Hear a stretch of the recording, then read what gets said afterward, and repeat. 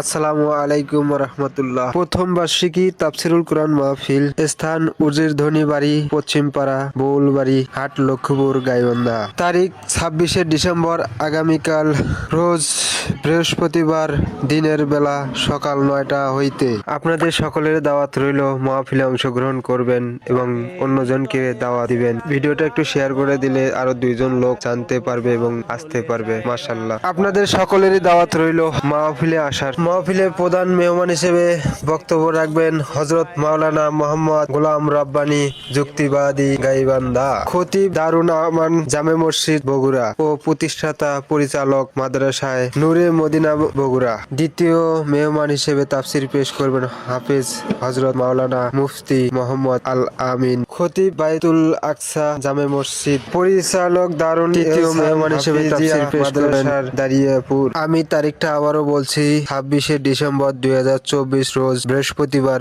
দিনের বেলা সকাল 9টা হইতে। মহিলাদের জন্য পদ্মা সেতু বসার সুব্যবস্থা রয়েছে। সভাপতিত্ব করবেন জনাব মোহাম্মদ আনোয়ার হোসেন।